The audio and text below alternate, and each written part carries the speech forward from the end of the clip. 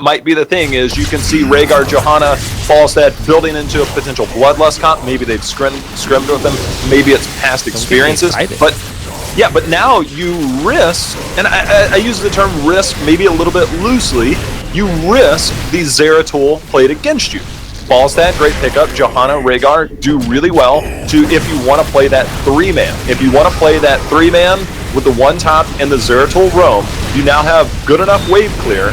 Johanna provides you that, although they're just going to ban out Zeratul themselves. That's smart. Interesting. Okay. Keep it normal. I like that a lot, because Zeratul, I mean, you already mentioned him as being a big threat to the Falstad. He likes to hunt for chickens, and yeah, it's a really good thing to take away from LFN here. Jake, give me, oh, they're going Greymane Nazebo. Nazebo is a very special hero on this map, just because you generally play for 20, and Nazebo loves level 20. You play, yeah, it's super good at 20. Zombie Wall has so many places where it gets super good value. Yeah, Johanna can just condemn it. But if you go the spider build, Johanna's like the easiest target in the world to just feed up your spiders. She, I don't know, she's fat, I guess. What? Greymane up there. Alright, so you got to be thinking that Arthas will likely be the last pickup. So they wanted to secure good damage between Greymane and Nazebo. You got to start looking at some potential mage damage in return. You already have Falstad. You know, we've seen Li Ming. Going something tricky like Zeratul or Valeera is just not a good option at this point. Zool making the return. Okay. Here's something that started to develop last summer. I think it was around May, June. It wasn't heavily prominent, okay? But it started to become a thing where Greymane, that was still in his heyday, which he's making his way back. Greymane, when he engages into Worgen form, he has 4 seconds before he can disengage and roll out in human form. Zool, whenever Greymane would dive in, and this was more when it was more Worgen build instead of cocktail build, Zool would be like, all right, come on in, here's a bone prison. The other thing is that I've been thinking about this when variants started to become the new meta. Zool, bone prison. You use this against warriors. It used to be Murd and ETC, Johanna could Iron Skin, the other 2 heroes have mobility. Arthas does not. Arthas has to simply walk away. It's 2 seconds before you get rooted, but it is a very slow walk. So I want to see it in action. It's something that I've been theorizing for probably about 2 months. I had this discussion at the Western Clash. We're going to see how this works. But will Zool be the solo laner, or will Falstad? I would imagine Falstad. I mean, Zool can definitely be a strong solo lane, but you give up so much pressure. Having skillful defenders in your 4-man rotate between 2 lanes, it just absorbs the ammo so fast. But we'll find out. It might be a bit of a mistake, because now you're relying on Vala and Falstaff for damage. Hopefully we're going to see... I actually would not mind seeing Zool as a solo laner and using Falstad to build into a potential Q build. It's going to be difficult because it's going to be Arthas and then a couple of ranged with him. But you run into the fact that Arthas has base 10 physical armor. Vala and Falstad tend to be auto-attack heroes. If you leave Zool on the top, then you can get more seasoned marksman stacks if you do opt to rotate with that 4-man. So I'm really curious to see what their setup is going to be. And you also run that if you use Falstad in your 4-man, then you can use that global to rotate top. You don't necessarily have to have Falstad up there if you have Zool. So you can use Falstad to fly to the top, try and get that pick onto Dahaka. So there's some interesting strategies when you add Zool to the mix. Well, it's definitely something we haven't seen in quite a while here, especially in Open Division. LZ Gamer playing as many heroes as he can lately. I think in this one cup alone, he's played like Medivh, which was kind of a mix-up for him. Several warriors, several assassins, and now throwing a specialist of Zool in. Backlash is the choice, so looking to do some damage against those melee heroes on the front line when he does pop that bone armor. So see how it goes, and You're in this bush, I'm in this bush. LZ Gamer does not want to show first here. Funny option to do it anyways. Daka's gonna get that quick clear. Rotation comes down, going for his. Oh! Gets rooted in his own bush. You're baited. That's that was interesting. Okay, false head in that solo lane. The 4-1 split, using those skeletons to summons up. There's a lot of free ammo. Just constantly have the rotation. The other thing is you've got the Bone Prison to be a constant threat, so you don't want to be stuck out. Get pulled in. And false that top. Good juke on the Howling. Drag is there. Fried chicken. Smaller than the minions. He's got trampled. Better get a discount on that meal.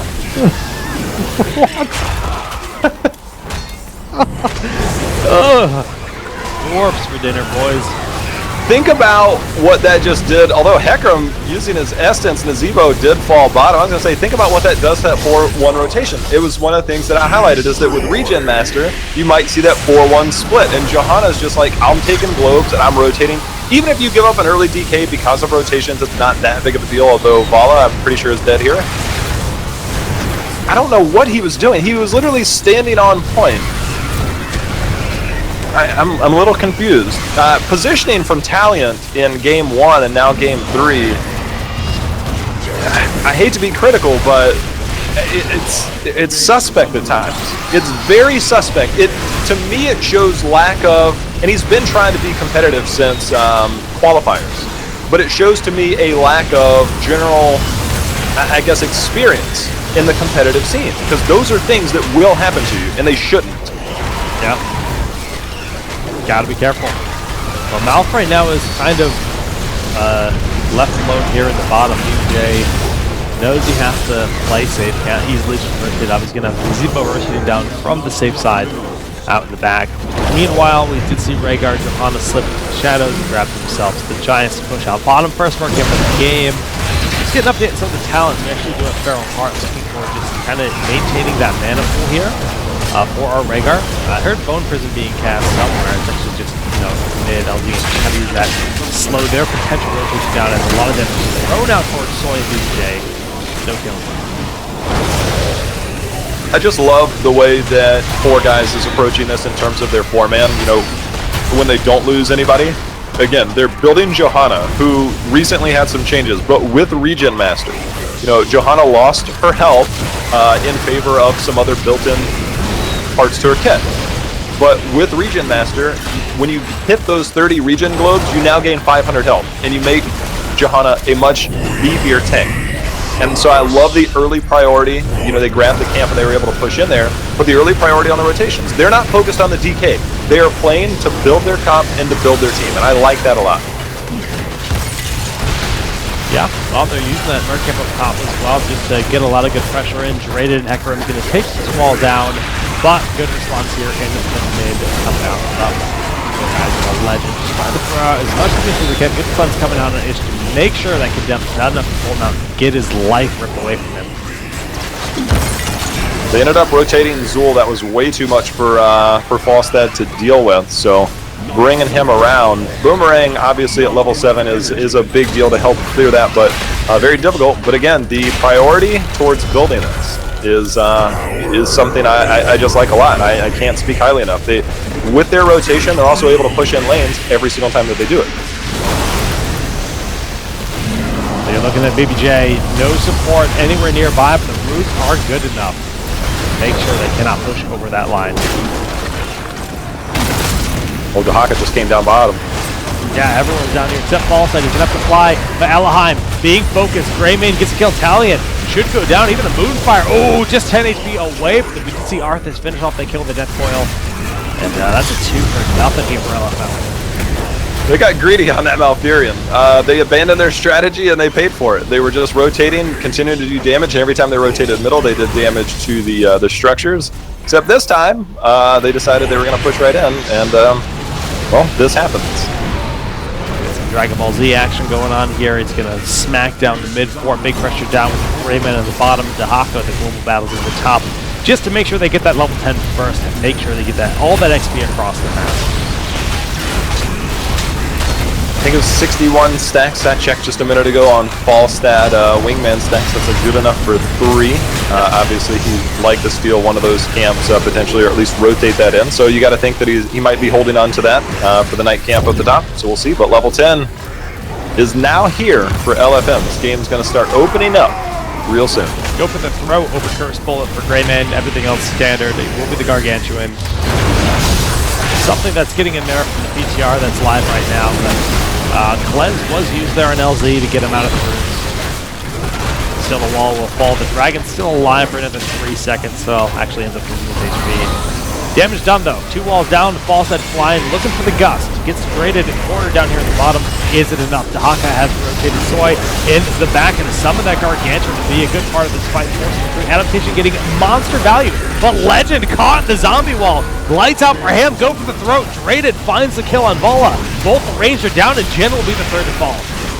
Yeah, nicely done there. The skeletal mages, a little bit of anti-synergy as Falstad came down and gusted them out of it. So tough synergy there, and they are paying for it again. It's now 7 kills to 1. LFM turning it up, man. They are really starting to apply the pressure, and I think that 4 guys in Legend, they're going to start having a tougher time in the next few minutes as this starts to snowball just a little bit in terms of experience, and to look for LFM to try and force the advantage with the map control.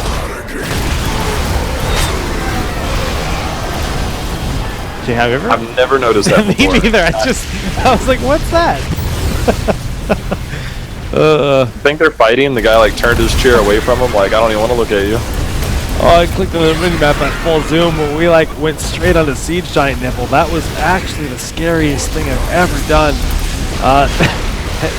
Jin and Hecarim have no idea that they're sitting right next to each other. The shrines are gathered. He went up to smack him in the air.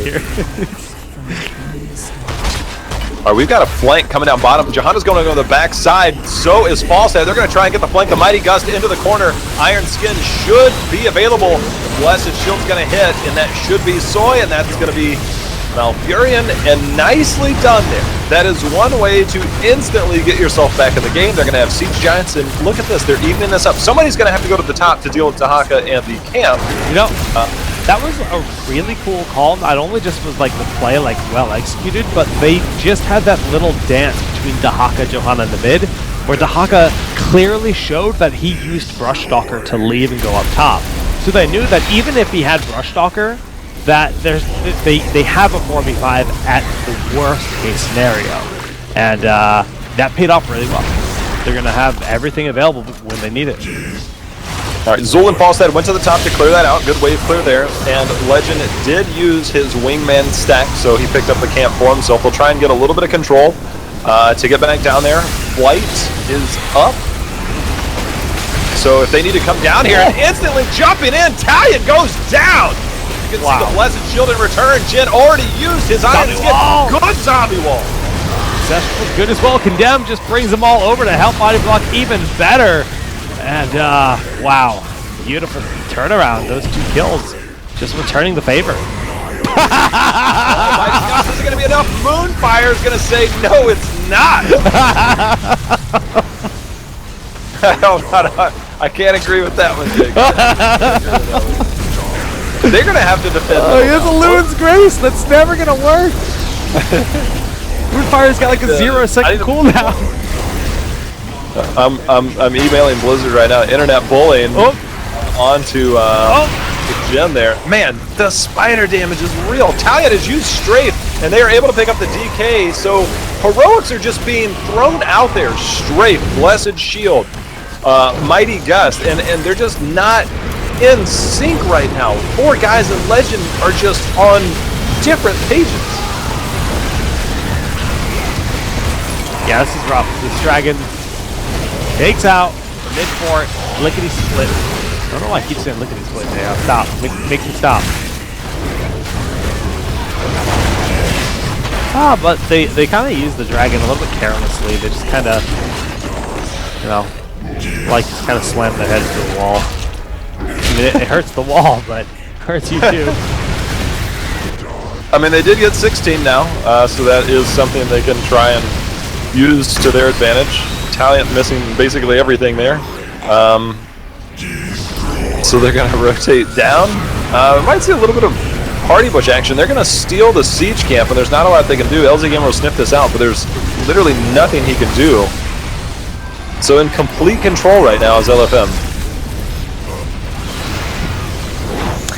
Yeah, 16 is, you know, it's a tough window. They've got a little bit over a level they have to climb to get themselves in a good position, and you know, just the spider colony alone, when he's able to just kind of throw spiders out constantly, how do you find that collapse? How do you get that pick? I mean, we saw the one really nice gust with the skeletal mages used in a surprise situation, but in a standard standoff, that's not really going to work out. And the Zebo is just going to get scarier and scarier for the next, well, once he hits 20, it's just pretty much lights out.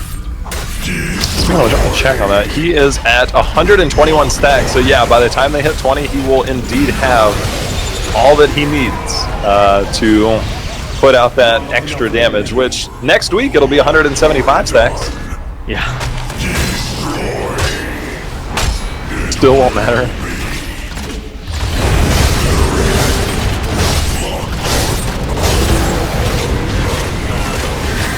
Okay, Falstead's the target. Roots are good.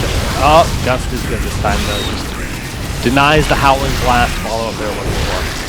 Those spiders are ridiculous. You can just watch this health pool go and go. Hecarim, he's used his adaptation. He's going to go ahead and burrow, and he'll be just fine.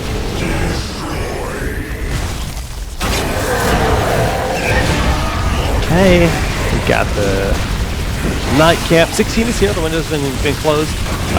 Gust is halfway through its cooldown. Actually, if you think about it, it's favorable right now for 4 guys in the legend because they have forced adaptation. They can force the Army of the Dead here, which they have. It's a big deal. Cleanse comes out. Zombie wall used. Ish is staying alive for a really long time, but that's going to be a nice kill. Again, no adaptation here for Hecarim as he does come in. And Seth's going to be beautiful on the Italians. We'll have to get aggressive once more. And they're looking for the turnaround onto LZ Gilney Cocktail. The spiders and the Gilney and Cocktail just did him in. And the entire time, Hecarim dove right in, used his W, and at 13 applies a vulnerability that just stayed on them, and they could not shake it. So a lot of that damage amplified by Primal Swarm. Not too shabby. Ever traded does have to go for the first available, which is why I'm getting a little bit aggressive there. Yes, they're trying to peel them away from this point, but also, you know, if you think you can get that kill when Ancestral's on cooldown, you can try to find it. Both the shrines are channeled for the dragon. Here in favor of LFM, Zombie Wall, good to support, roots are down, just lock the Jin in for a moment, and they're not committing. Afraid of getting flanked by the Gust, which is being set up. Oh, good cleanse! And the dive back by Drayden, secures the kill. Is he going to get out alive? Legend gonna greet him there.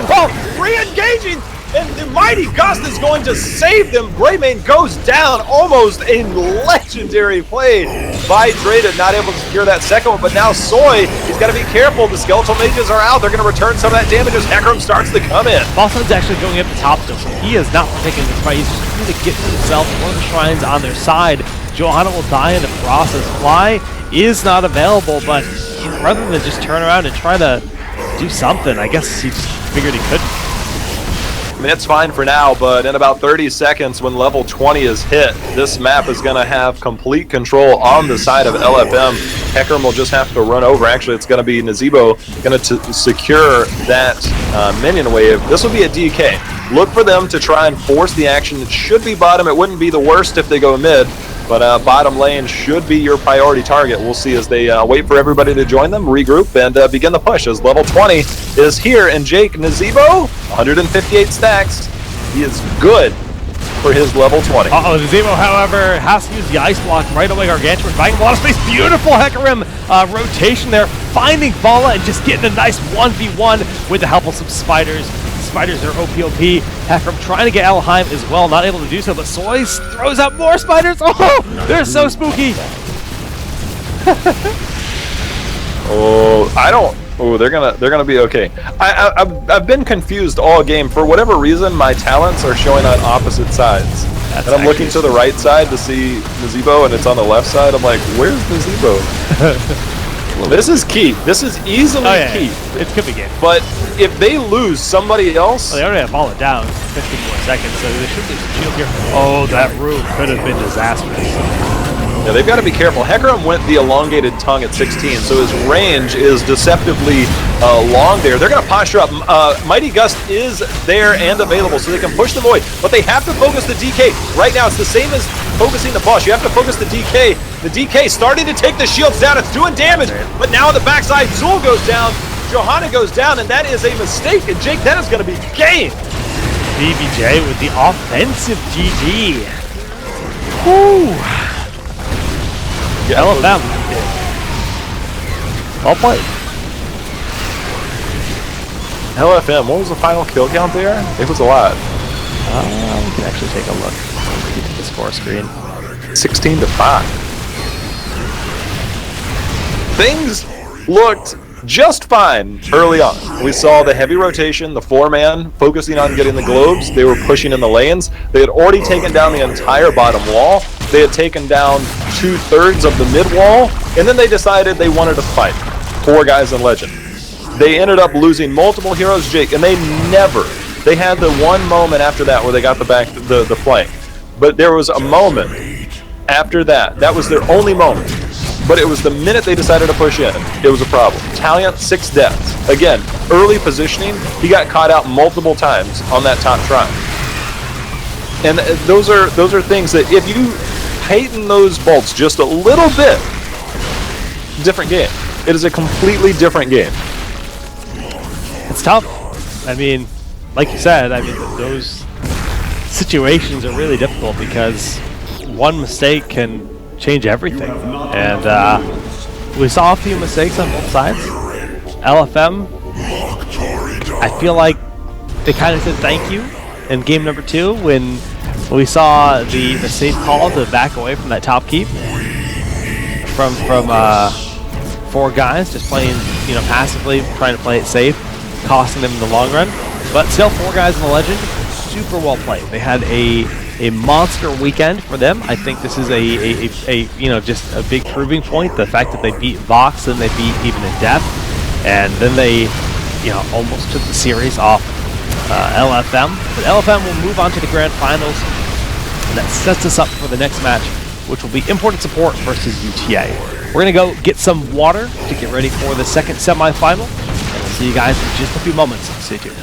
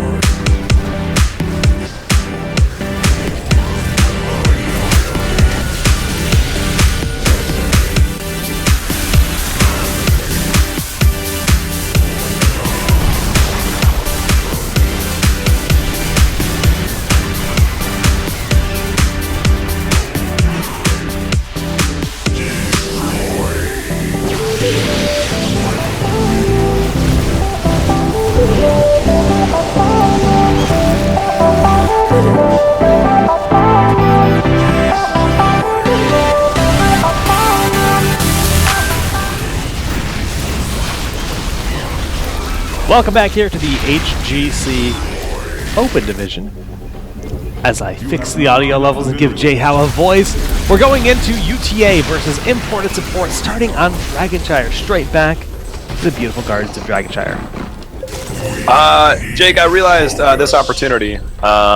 Since we have this platform, I want to promote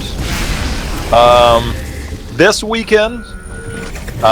The Southeast Asia region will be hosting their quote-unquote regional event, qualifying for their chance to play at the mid-season brawl.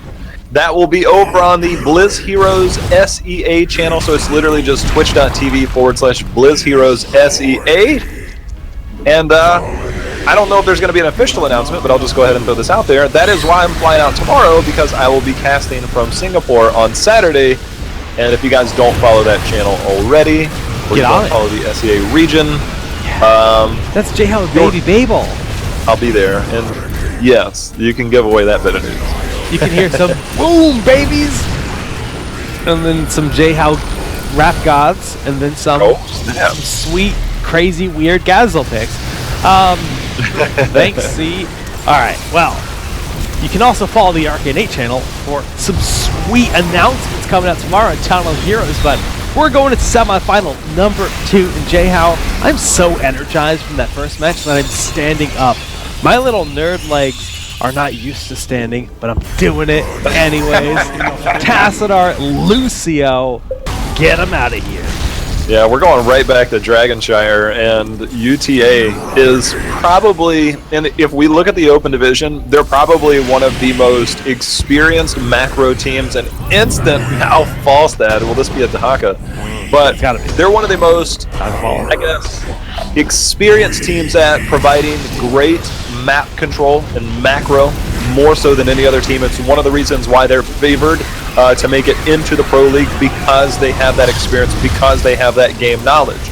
They occasionally, like most teams, will have slip-ups, but they are one of the more dominant teams in terms of map control. And now with Paul set on the other side, curious if they're going to try and match that up. You also got to look. Claudius loves melee heroes. They've been putting him on Dahaka a lot. He has been on Dahaka a lot, taking him away from familiar heroes like Zeratul and things like that. Yeah, but wow, what a mix-up to go for the Greymane over Vala when you got Zarya here. Just showing how some of these teams really, really prefer the Greymane. Such a powerhouse of a hero, punishing the the Arthas, Johannas, two of the more prominent warriors that are left in the pool for this map in particular.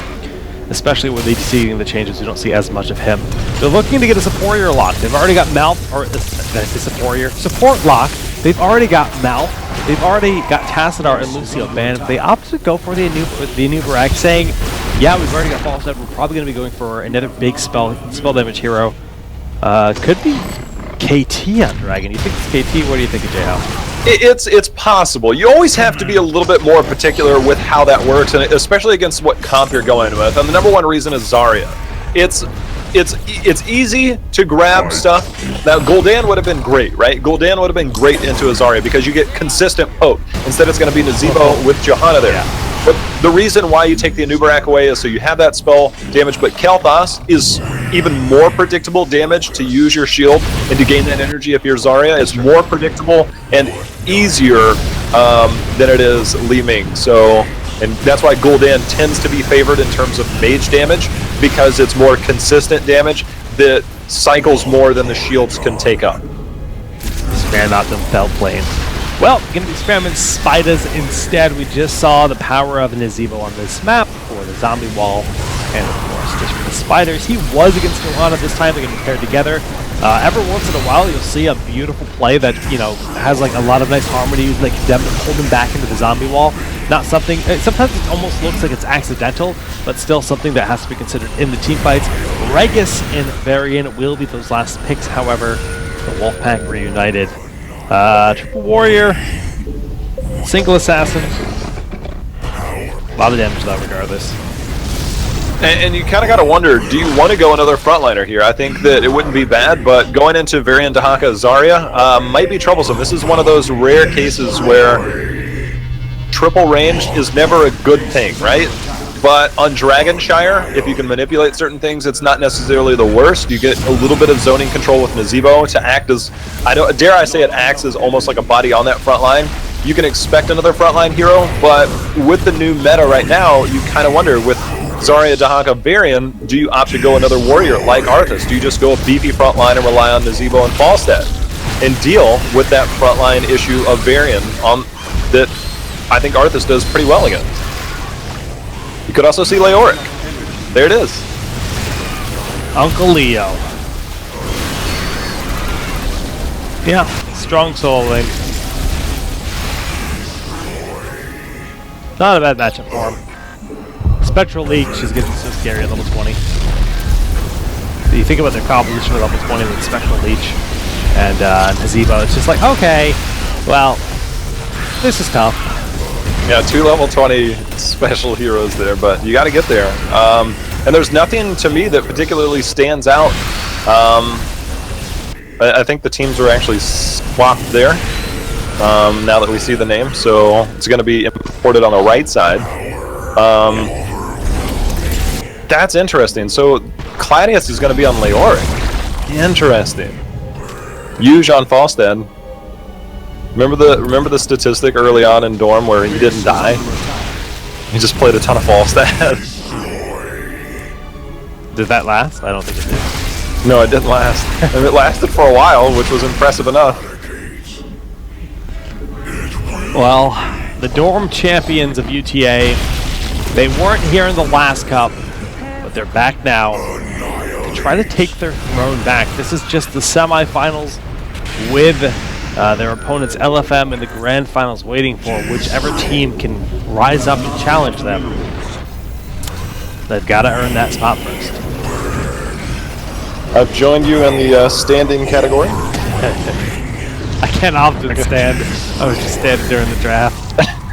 Okay, well, I'm standing now because I'm going to be sitting for a long time tomorrow. All right. Well, we do have level 1 talents locked in for everyone except Rhaegar, typically, or Greymane, who is also holding. He goes for Wolf Heart. Over Cocktail Build, we also have Wolf Run. Wolf Pack. Oh! Thank you for House Kick. I really needed that in my life. You got it, man. You got it. Why is she running from the spiders when her shield's up? They're scary. Arachnophobia is a thing. It is a thing. I'm reading a book right now that has basically spider-like creatures, and it's the most terrifying thing in the world. They're called, like... That's what it's called, yeah. That was the best one I've ever told. Spiders? Ether spinners or something? I don't know. They're scary.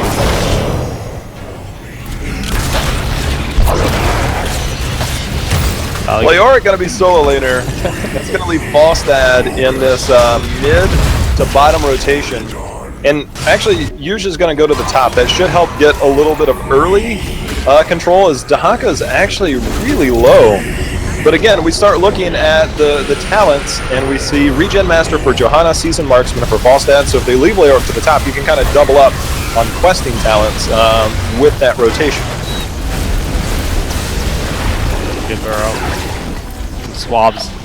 Dodging the boomerang. Specialty doing an aggressive disengage forward with like no mana. I mean, I know he's just trying to get a good bit of poke in there, but got no mana. He can't even throw a good night cocktail. Overrated. Swabs Magoo, he is going to be in a lot of trouble. He's going to go hide in the bush for the moment.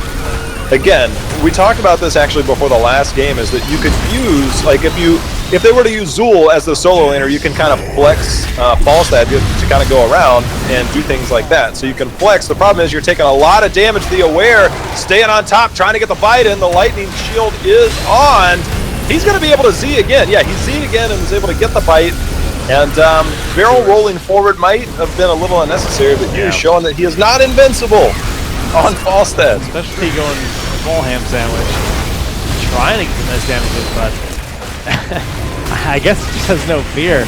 Feels like he's never like super healthy, never has any mana, but he's still going, chasing 2 people at once. Yeah, he had the rotation coming in, but just trusting his Wolf brothers. The Wolf Pack always got to his neck.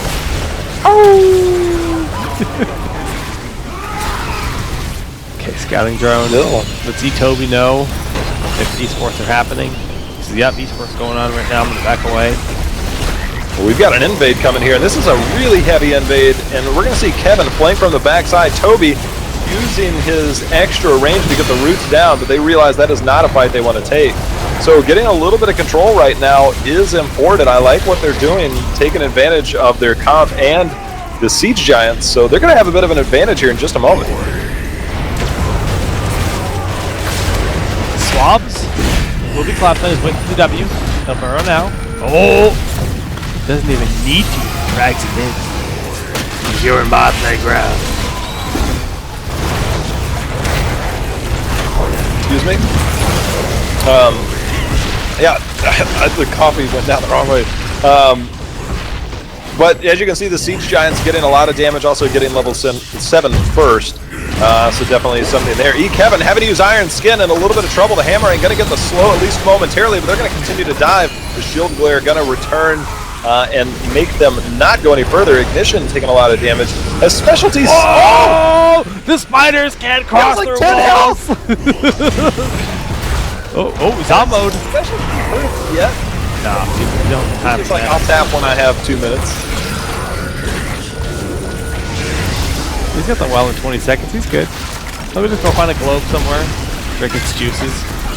Ignition has done really well, just soaking up all of that energy, and is actually leading the charge when it comes to siege damage, and pretty heavily too. So nicely done on his part so far on Zarya. Yeah, it's a really powerful asset that Zarya on this map. Kind of ripping through some of these structures, helping him to clear in the 2 lanes, and he's constantly rotating between. Working out pretty well so far. I mean, it's dead even. Not a lot has happened. It's one of the kills. But now both teams are realizing that this is a... Oh, they're actually thinking about the turn is not aware that this is going to be a scooped up mercenary camp. Varian is in a 2-1 situation, but Crux sustained that with no problem. And now they've got this slight advantage of the mercenary camp at the bottom, which is going to bump them slightly ahead in the execution. Johanna went to path down and then was met in the middle and was like, I'm just going to go back the other way. She's actually done really well so far. 14 globes have been obtained to work towards that region master talent. Again, once that's completed, it's a huge, huge plus for Johanna. Only 11 season marksman stacks so far. Not the worst, but not the heavy rotation that we would have seen, and without the kills, not contributing to that either. Rhaegar is currently busy with the merchant camp. Meanwhile, the fight is potential for this middle of the map moment we have right here. Specialty just juking and jiving, playing dodgeball here, getting away from all those skill shots. Crux has got this, but be aware, needs to get back out there. Does not have Feral Heart, even from that totem. Did help with the mercenary camp. Should be almost off cooldown. Actually, is already off cooldown. Crux, can he solve this? Oh! How? A little late. A little? Yeah, the ES travel time. Right there. Oh. He tried to cut it close and cut it too close. We'll blame lag. Level 10 though. Both teams been picked up. Everything now pretty standard across the board here. They do have that Berserker camp up top, which is, you know, at least buying space to Haka actually first off to go up there. Oh, the boost. That's actually really bad. Usually going to just be able to cut him down. Crux is dead.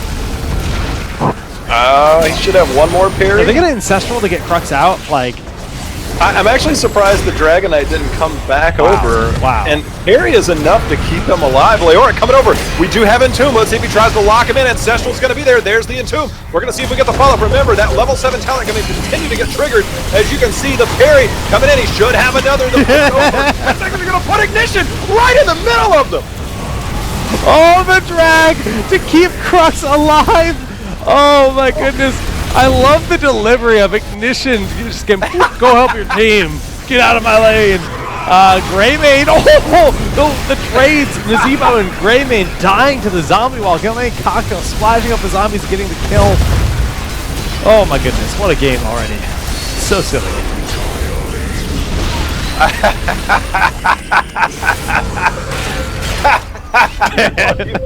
Why are you cackling?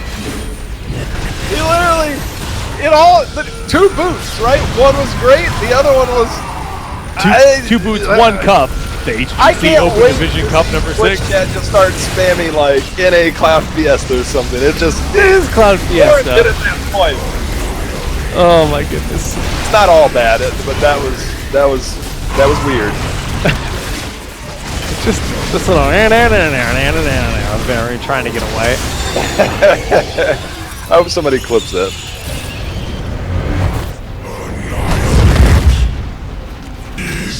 Okay.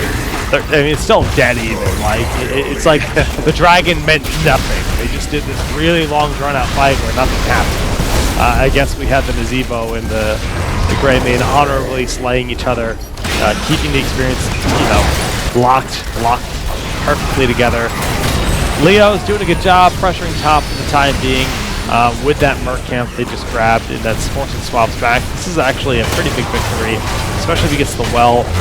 We do see Dahaka do a fairly good job denying this push. Should be able to keep that well alive.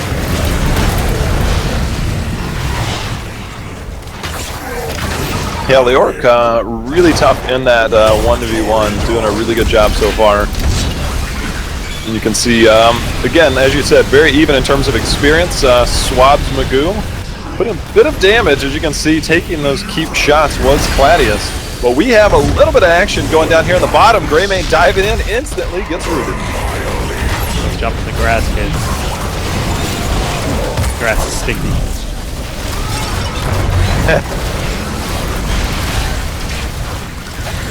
Alright, Ignition's gonna grab bottom. Leo's got top. Dahaka's wiggling around the mid, gets a good soak for the team, and now making his way back up. We're gonna find the skeleton, and the skeleton is, you know, dragging his feet, making purple waves in the air. Twilight onto the Greymane, who is very much secluded, but able to slip the shadows away from this. Dahaka has not brushed off her yet, but might want to soon. Oh, used it like a force wall. The Sesh was good, specialty hold very patiently, not stepping into a lot of the skill shots that were thrown his way. Very, very good restraint there to keep the team alive. The Ancestral 4 and 2 is a very favorable trade there. Not able to secure the kills just yet, but keep in mind, Falstad just flew away, so Dahaka, if he has Brushstalker, Ignition taking a lot of damage, caught in the zombie wall, he might go down first. Leoric goes down, specialty dive in the backside onto Itobi. He's taking a lot of damage, keeping the heals up, and we should see Itobi go down, and now we're going to see Johanna going to be the next to fall. That is 3 members down from UTA as Dahaka came down. They'll make sure that was cleaned up. Oh, dear. The drag, not going to be able to get him, I don't think. Ice block, nice block, but the taunt and the drag. Oh! Oh! Why are you walking forward? Like, I dare you to hit me. Leoric revived and goes right back down. So does Zarya. I don't know what's happening, but we're going to see a fort fall. These teams are all over the place. You know, we talked about Dragonshire having a slow start, but when it ramps up, Jake, it could be one of the most lively battlegrounds that you have. Oh my goodness. Double Burning Rage, double Ice Block. Cool.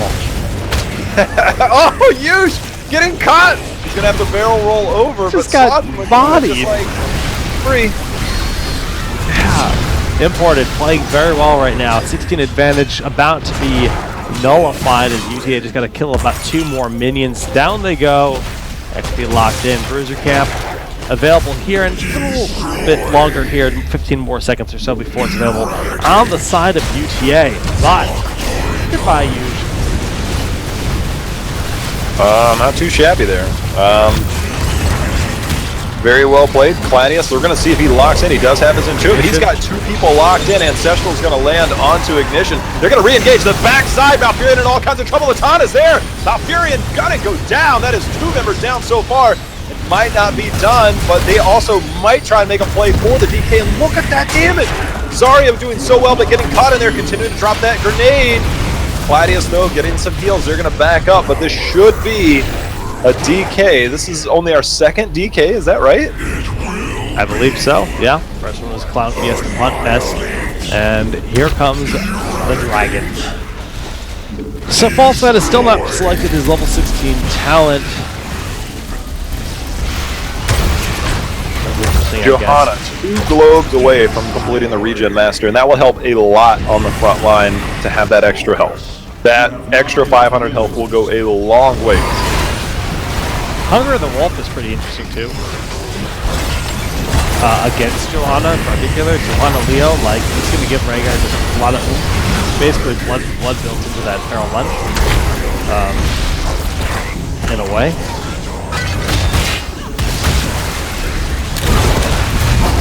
Huge is playing with fire, stepping forward. Okay, now he's good to heal.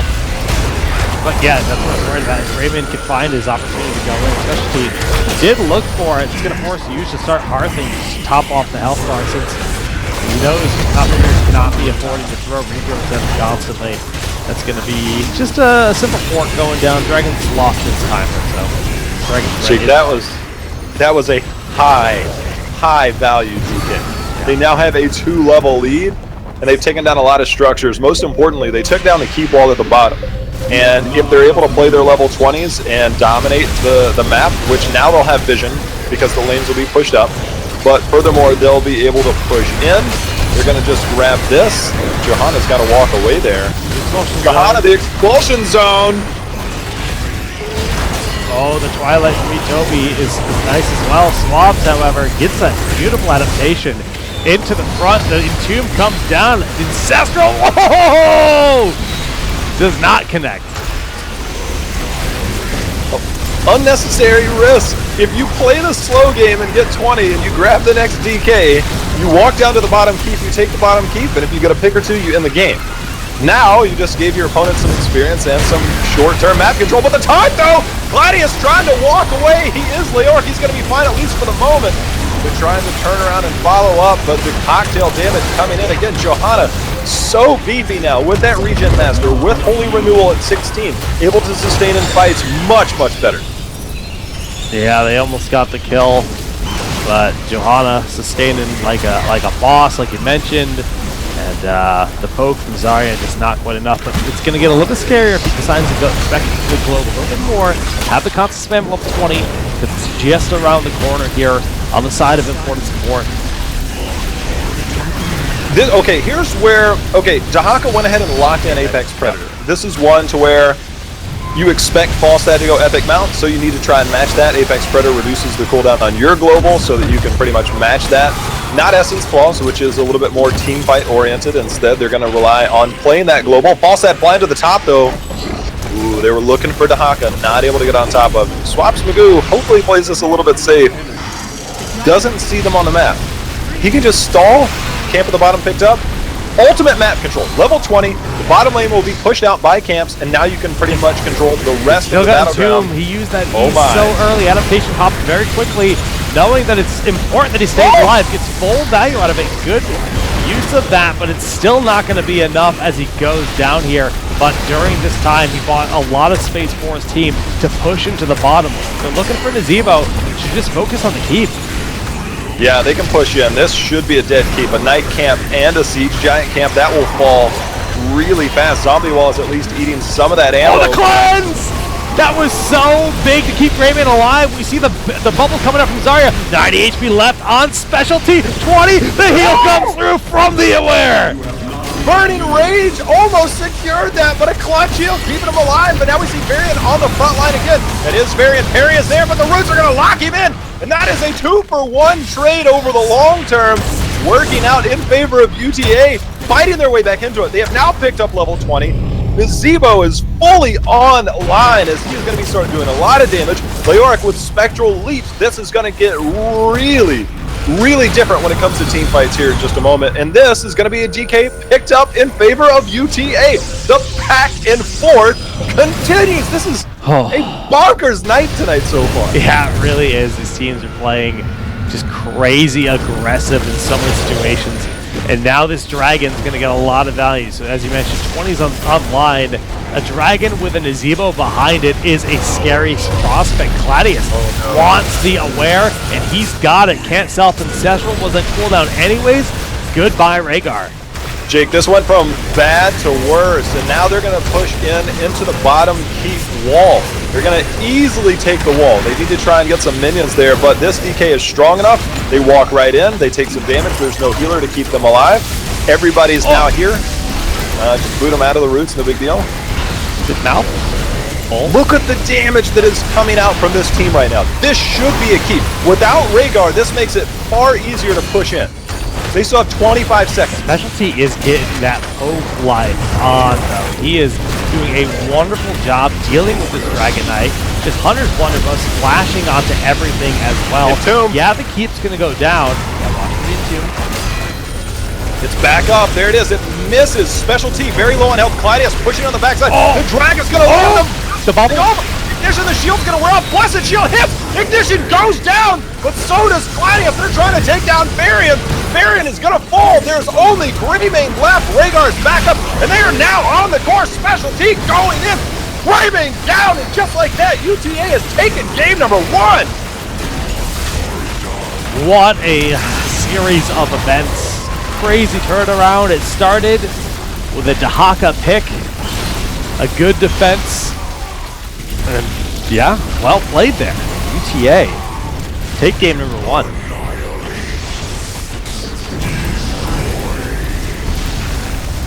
Did a lot of things right those last few minutes, but pushing top fort when you had almost level 20 and a 2-level lead, they lost a little bit, came back, got a little bit more, gave up more. It's just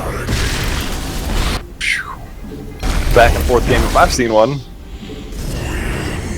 So many close calls in that game. The stream right now is just seeing that cleanse that we saw when the gust was thrown at Specialty on Greymane when he went deep to kill Nazebo in the base. I thought that cleanse was going to be enough. They even kept him alive, that last heal coming through, but they so said close. that just watched Aware die. I know, well, yeah. Nazebo, 102,000 damage, the minute level 20 hit. He just walked up and was just like peppering everybody with poison. That's insane. Huge numbers coming up in Cure. Spicy series ahead of us here for sure. But UTA. Pretty even game.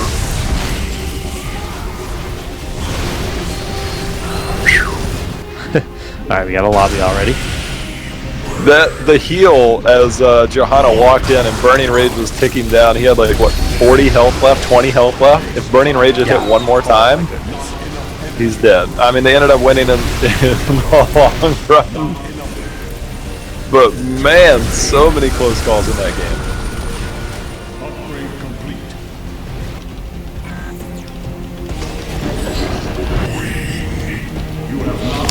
Well, looks like Tomb of the Spider Queen will be game number 2 in just a moment.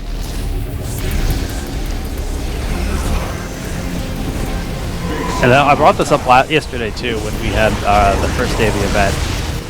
I want to see that Europe inspiration come through.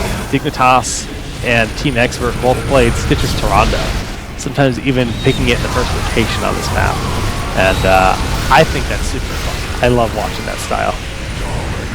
You know, Jake, on the HGC Week 6 recap that I did on my YouTube channel, youtube.com/jhawkgaming, I highlighted the warrior with the highest win rate between both regions.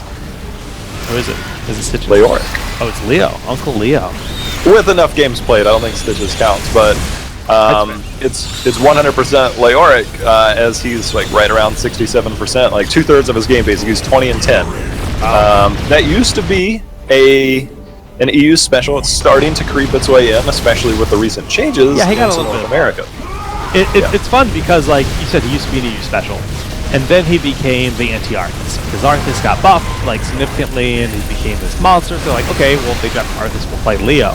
Then Leo got a little bit of love, and everyone's like, oh man, the Tomb's really good. Like, we can do a lot of cool stuff.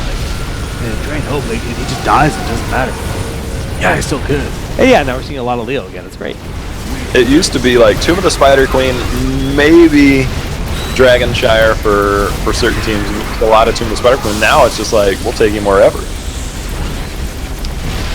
If I told you that B-Step had a losing, a less than 50% winner rate, With Uncle Leo? you believe me?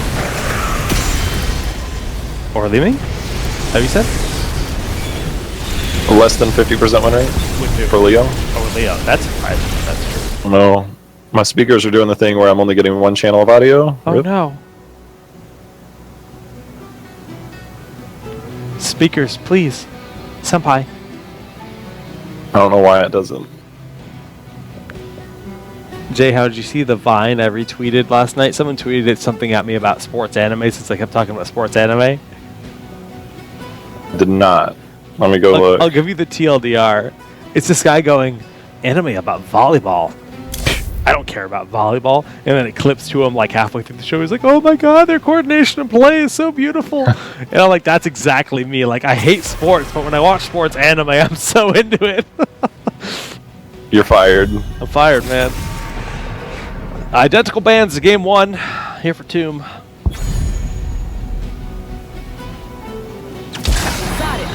Ready for duty. Lazario. No surprise there. Tomb of the Spider Queen obviously does really well for her. And basically all Battlegrounds until next week when we see some Zarya changes, which I think are very much needed. I'm really looking forward to that patch. Tassadar changes, Zarya changes. A few heroes got some love, including Cassia, who's going to be legal next week moving forward, which is really exciting. And then new Uther is like super fun. I think he's going to add a lot to the support meta, which has been, you know, the supports have played such a huge role in the current state of the game. As they should. Super fun. I think Gul'dan, Valkyrian, he's gonna obviously Innervate going to do well for Gul'dan. Basically, meta, his mana is also his lifeline, because of his trait. And Gul'dan, such a huge really good wave clear. State of the game. Again, if you're looking at mage damage against Zarya, Gul'dan does really well. Obviously, it's very early on to just think that that's the main reason. But if you were looking for mage damage, obviously Gul'dan does well in this map. Maybe it's past experiences, but if you're going against Zarya, it just but now it's even better. Risk, so and I use the term Zarya risk pickup, maybe a little Valkyrian, bit and loosely. Gul'dan already there. You So risk these Zeratul plenty on the board. I think against that this ball stat, great pickup. Johanna, Rhaegar do really well. 我们公司是从2006年成立的，我们PD是一家展示器材的生产供应商。以前都是通过展会然后得到客户，但现在越来越多的都是从互联网得到。正是因为联邦的这种能够快速的到达客户手中，然后这个提高了我们在国际上这种竞争优势，让我们成长得更快。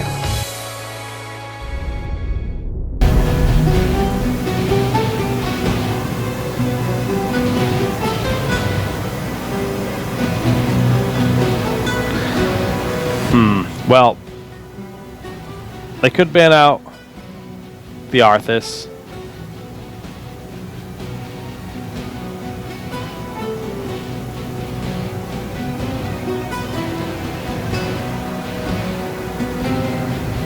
With Rhaegar there, you know, again, we haven't seen a whole lot of Lucio, but Lucio would do really well here on the side of imported, so wouldn't be the worst thing not to have Rhaegar. Again, oh, excuse me, Lucio was banned out. Oh, wow. So Ariel? Yeah, that's what I was thinking. I was like, they could try to be forcing them into the Ariel with that Rhaegar ban. Lucio and Rhaegar both gone. Then they're going to take away Johanna, which I think is smart. I mean, she's just such an amazing piggy bank / goaltender.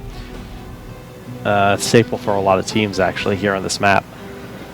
Now, I think Ariel is very likely. Excuse me, I don't know what I'm saying. Malfurion's already here. Muradin. Just pick up Ariel and deny all the supports. Oh, gosh. Yeah. I mean, we've seen that. We've seen that. What if you just picked up Ariel Brightwing and then just left them with, like...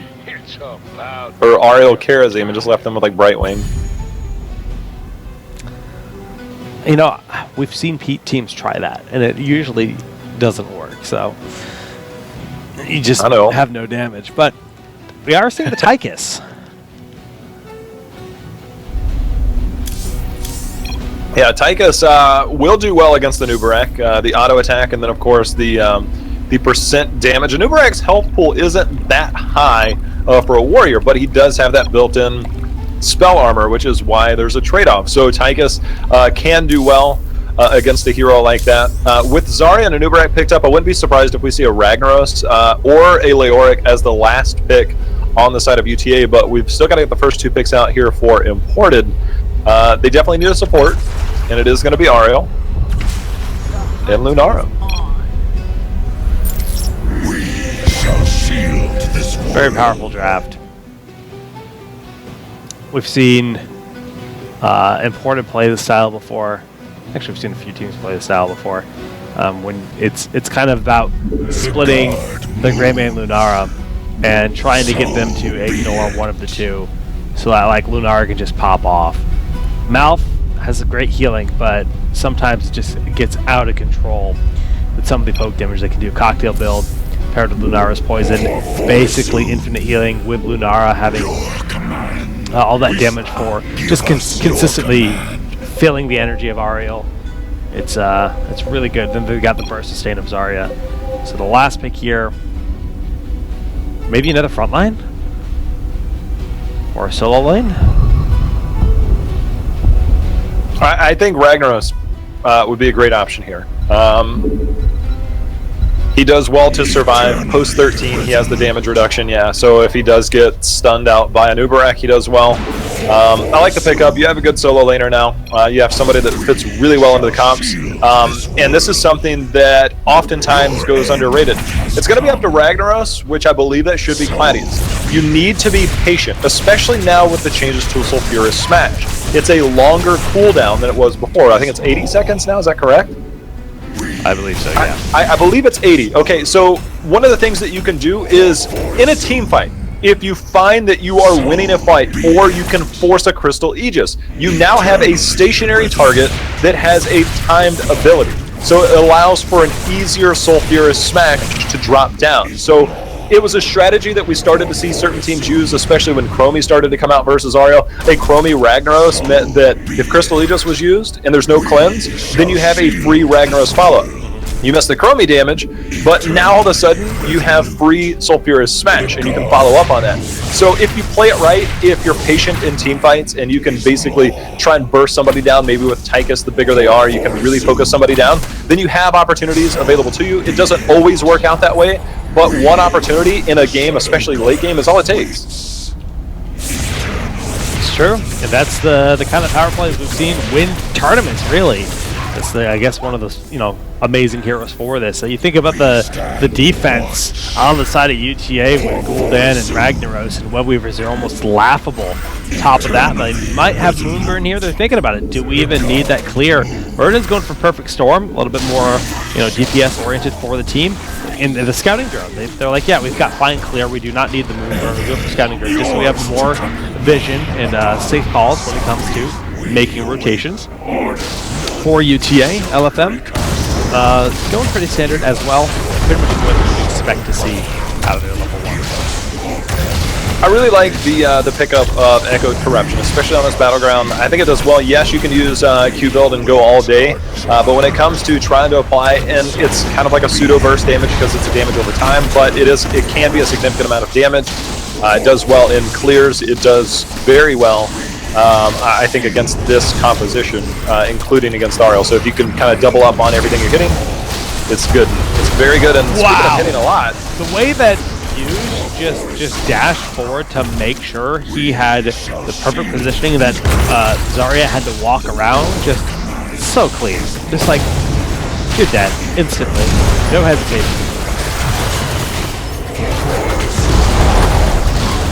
A lot of that corruption gets a lot of free hits too. Building up that Echoed Corruption.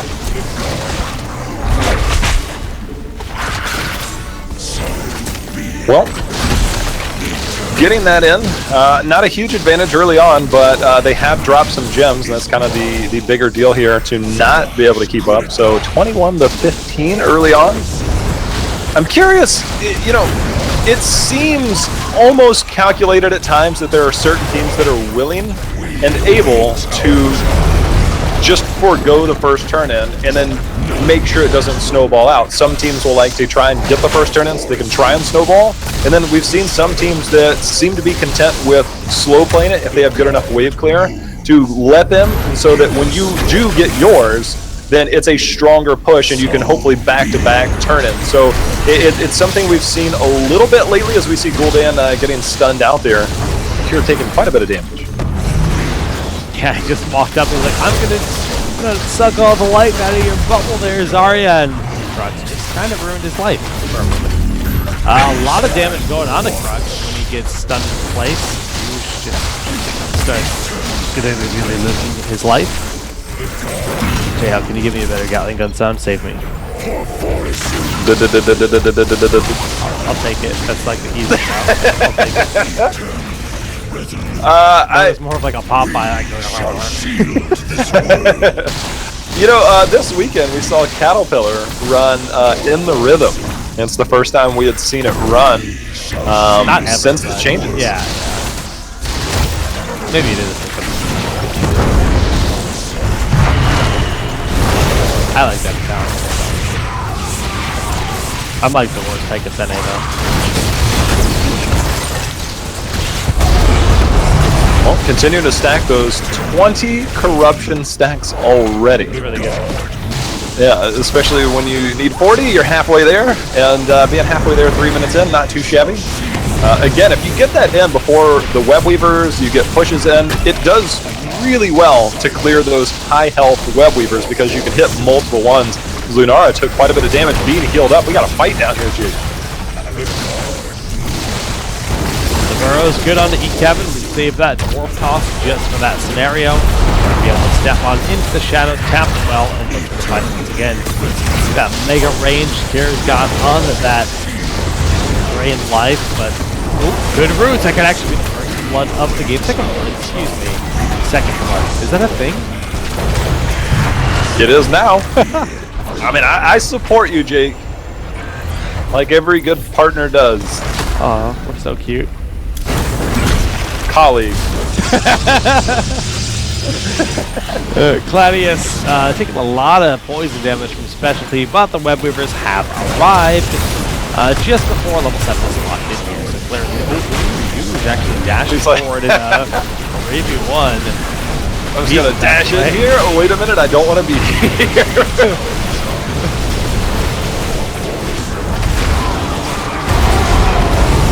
7. We get the Fountain of Shadow, quarterback, cleanse, Iron Forge. That's actually a pretty decent first push to get that half that fort down. Not the biggest, but definitely effective. I think first push there. Yu's taking a bit of damage. You're gonna have to get out. But now we'll see if Imported can get a turn-in of their own as neither team with a huge advantage. Claudius might be dead here. He turns on the specialty. Crux is there. Even though the stun doesn't hit, he's still there for the DPS. And a good pick off here for Imported.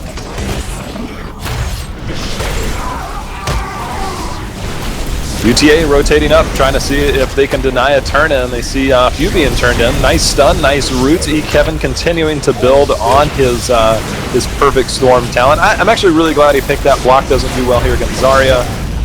Third wind, you're normally staying in the fight, not necessarily getting the same type of value. So adding a bit of damage, I like it.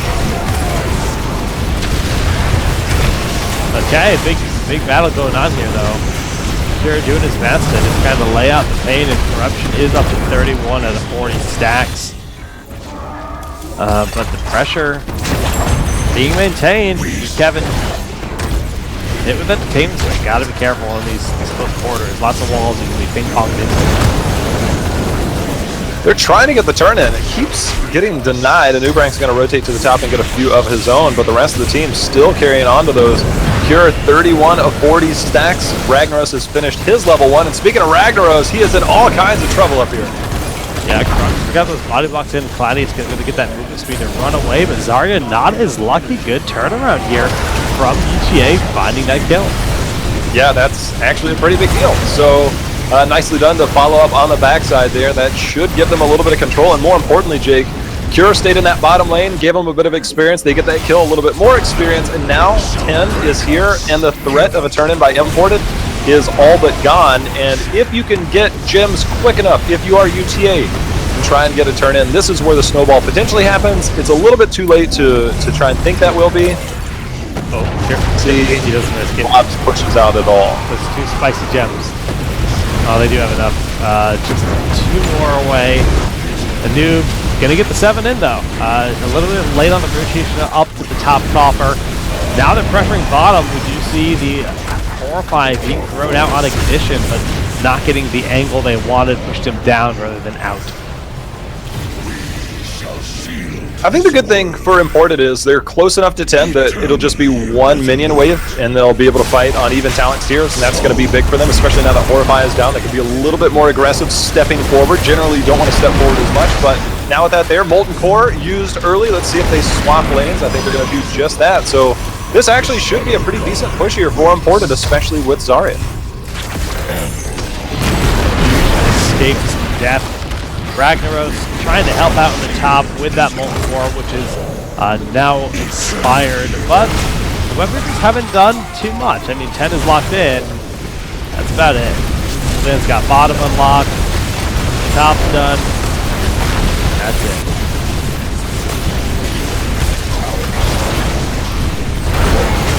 I'm having some observer issues, so Okay, you can observe yourself. You're a big boy. I'm locked onto Cure no matter what I do. Hit E. I've hit E, I've hit O, I've hit all kinds of Hit stuff. L. Hit. Look at Skype. Oh, and that's a blow up. Horrify used just to guarantee the kill there. But you see Greymane re-engage. Beautiful burrow charge in onto 3 members. And they almost make it a turnaround on both sides. You saw several low health bars on blue, and then the turnaround damage from Cure forces Swamp's and Specialty to play safe. Ends up being the 1-for-1 in the end. Oh! Is that enough? The Bambi legs are swift, and he will escape. Okay, I'm now casting off, like, randomly Observer Chat is opening, even though I'm not hitting enter. Alt tab or something and tab back in. I've tried everything at this point. I'm so low. Hashtag. I'll cast off Sky. My computer is being grumpy. It needs to restart. Something just automatically. It's like I'm being hacked because something just disabled my sound. I'm not kidding. Like, things are happening and I'm not touching my keyboard. When he was away, his cat installed a secondary keyboard so his cat can mess with him. Science. Give us your command.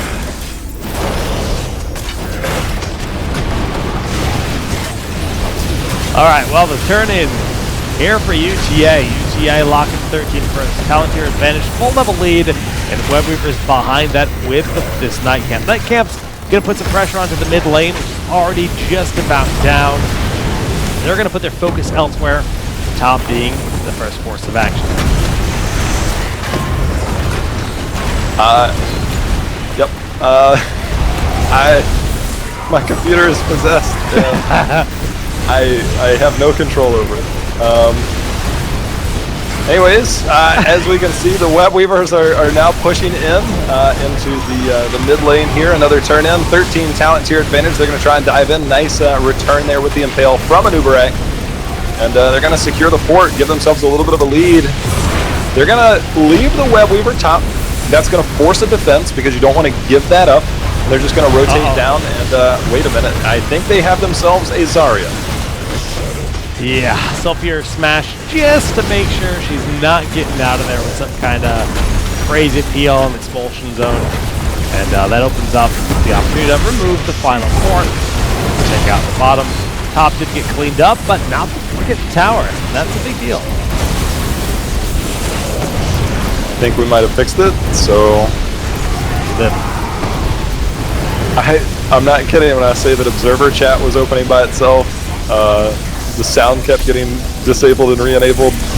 My menu came up at one point as if I hit escape, and I wasn't touching my keyboard at all. Bottom They're being collapsed upon here. Kira is just trying to stay alive on his own. Itobi already used regrowth himself, so Kira's dancing with fire. Good cleanse. Horrify comes out as well, but Swamp Lagoon finds the kill on Gul'dan. The burrow charge is trying to keep Gladius in. Kevin, does he have the dwarf toss? Yes, but Gladius will go down to the Moonfire. Yeah, Kevin flipped over trying to get those gems. He took a sidestep. Nice detainment strike there by the Aware.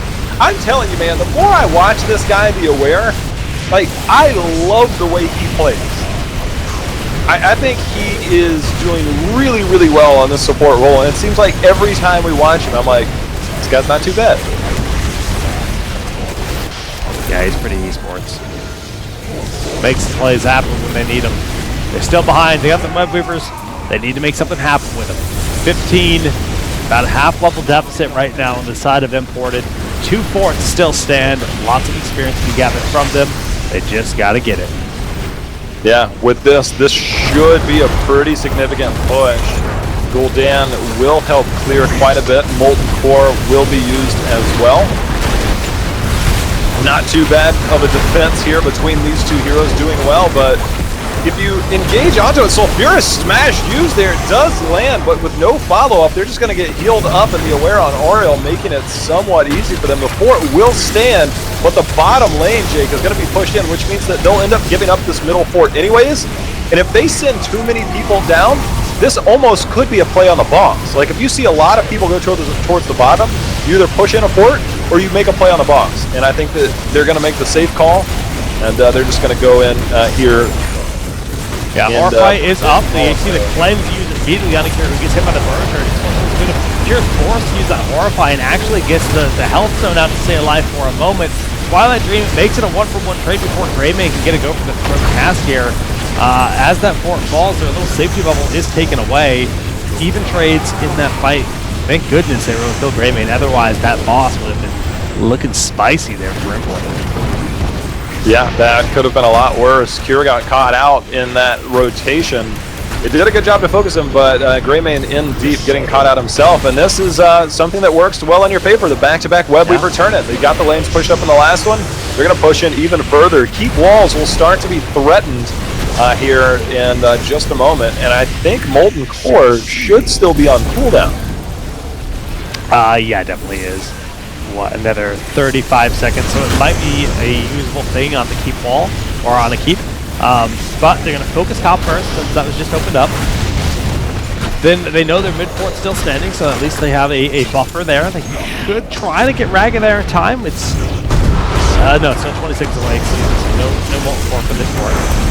Gul'dan, oh man, that is such big damage. They're going to give up a fort. That is fine. You can give up a fort, turn around, and go defend elsewhere. I think that's a really good call. They might be putting a little bit too much into defense here, but Imported willing to engage into it, not willing to push in there in the middle. Now they decided they're going to rotate back middle. A little bit of indecision right now, but they should get plenty of keep damage regardless. Keep wall damage, I should say. Yeah, no, it's still a lot of experience. I mean, they've got a good half-level lead at this point. But that was kind of like their power play. Their mid-game power play with the back-to-back turn-in has been used, and they need to make something happen here. They force the fight. Kevin, super low, pop the Avatar. But that damage from Lunara, oh my goodness, and his specialty. Dropping big deep, 61k done so far this game. Yeah, not too bad at all. Interesting pickup at 16 for Cure, going Ruinous Affliction, which it makes sense. You go Echoed Corruption, you can hit that. If you hit at least 3 strikes, now that technically you get 6, then you get that big burst damage. But oftentimes we'll see going into the Fell Flame at 6 or 16, despite going in to that Echoed Corruption, just because Fell Flame, regardless of other talents that you've picked, now does a significant amount of damage when it does build up. Not a bad choice. I don't think it actually hit on Zarya in that last fight. It ate through her shields and still applied a significant amount of damage. So we'll see in the choke points. There it is again. There is some of the damage as Crux's health bar just goes down. A lot of pressure for the Crux there, but he slips into the shadows, lives to see another day. 76 gems for UGA, but they got to be able to actually get to the turning point for that to be an even relevant stat. This is the part where Tomb of the Spider Queen can come to a little bit of a stall. There's going to be a camp pushing bottom.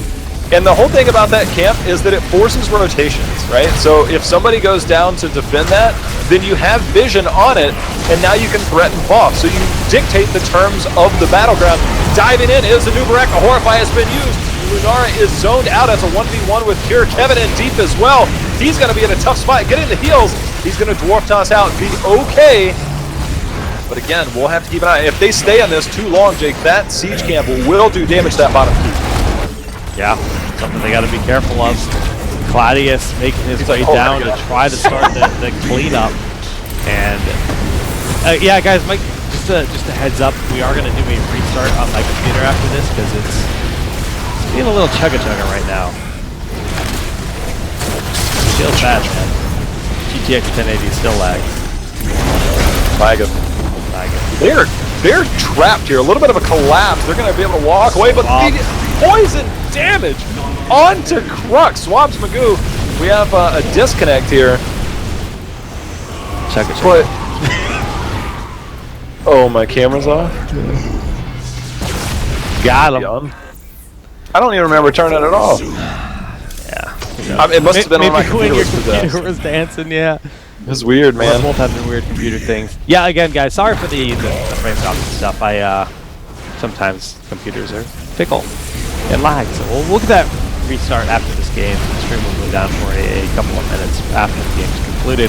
Looks like we're just about ready to hop back in. So, looking at the positioning here, Horrify and Avatar are the two heroics that are pulled out to the side of UTA, but imported they don't have Locust One. They just cast it to get Crux out of the spot. We saw the huge burst being thrown his way. That cool damage, but 88 gems in the pockets for UTA. They want that turn in. 20 around the corner for both teams. Sounds like everyone's ready. 3, 2. I'm ready. Your command is law. Chugga chugga. Oh, the lagging's gotten worse. Oh no. Do you want to take down the Skype feed? Ah, that might help. The guard moves. Now that I can actually see.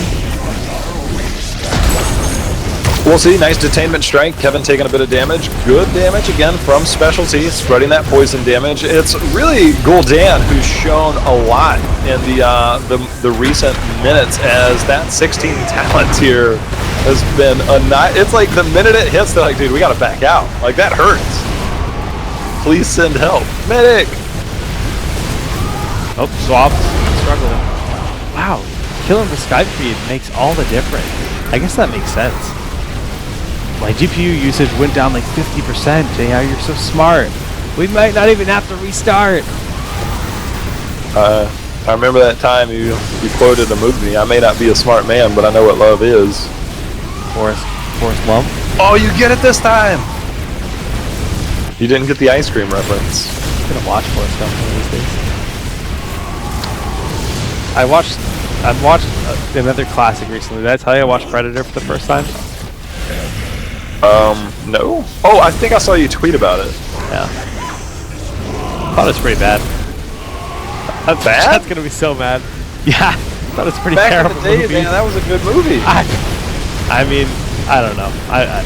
It's only good for the Arnold one-liners. That's the only part I love. But the actual movie was just like campy, hunting an alien in the woods. Can you hold on a second? Hold on. I'm trying to find the end call button. I'm sure Twitch chat's gonna hate me. That's fine. I'd rather watch Jingle All the Way. That's a good Arnold movie. Yeah, let me just figure out where that red button is. 1 second. 323 Swabs is ripped for real. Yeah, I don't know. It's because it's such a legendary movie, right? And I like Aliens a lot. That's a classic, sci-fi film. I think Aliens is fantastic. 3, 2, 1, we're back. I don't know why they don't count down 3, 2, 3, go. Oh, that's the new meme. Webweaver turned in though for UTA has definitely changed things. Level 20, very, very close here for both teams. We're going to see how aggressive they want to get. The Nubarak clearing the top. They're going to push it in the middle. They recognize the Nubarak's not here. Sulfurous Smash man. That hurts. Claudius ate a ton of damage before he went into that molten core, so when he comes out, it is not going to be an easy thing. I mean, they do have Valkyrian, so...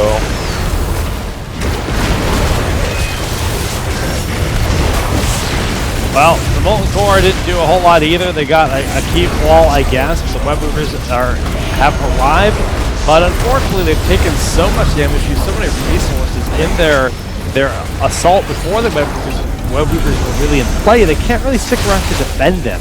So in terms of their timing and everything, it just seems kind of sloppy. Ooh, that's a heavy rotation bottom, and I think that might actually be a little bit of overkill. That top web weaver wave will secure the keep wall as we have another disconnect. That was a tough call to make, because now that top keep is going to be threatened. That opens up a win condition. That opens up a win condition. They're either going to party bush right here, because now the threat of a boss, that keep ends up... Oh, it barely survived, Jake. And now we've got the party bush. It should be sniffed out. But if they don't send all 5 people to the bottom...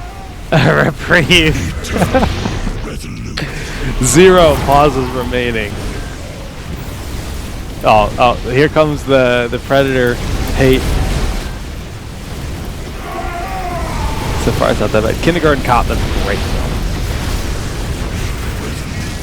Oh no. Ice to meet you, that's one of the better quotes in that movie. Is that where he says, get to the chopper? Yeah, the chopper, ice to meet you. No, it's not. Wait, No, that's Mr. Freeze. No, it says stick around. Stick around is in that movie. Ice to meet you is Freeze in Batman.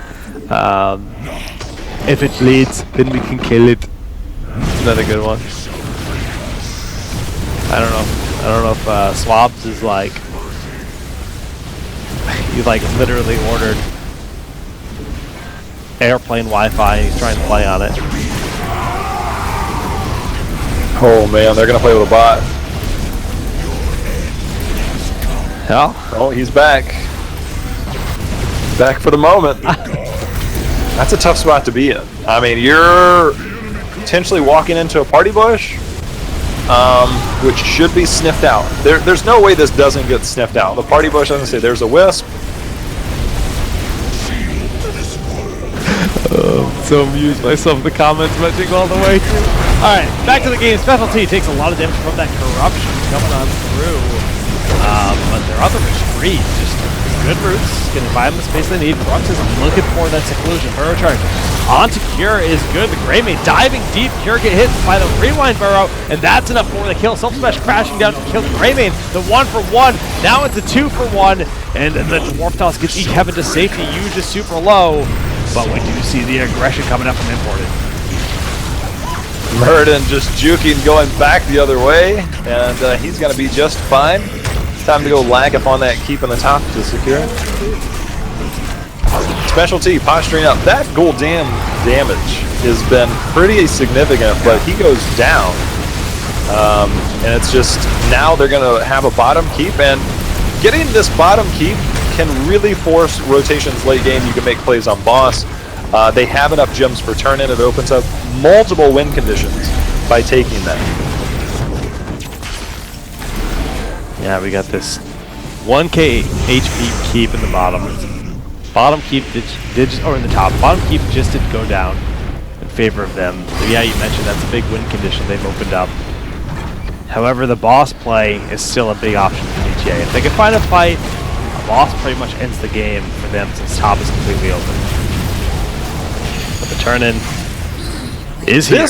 Okay, they're opting to go, they're going for the win. This is a commitment to the Web Weaver push with Siege Giants behind it and a commitment for the win. Although now I'm confused because they're sending Greymane to the top. He's going to fall back. Zarya clearing middle. So instead of pushing the mid and top lanes, they grab a bottom siege camp and now they're going to go middle. We're 22 minutes into the game, so the Web Weavers, this could potentially be game ending. You could lose 2 keeps here and then you're forced with your back against the wall. You should have Molten Core available. Gul'dan will just annihilate one of these waves. So you gotta pick and choose where you want to commit your resources. And right now, I think just a solid defense here. You can see the poison damage. The Web Weaver down to half health instantly.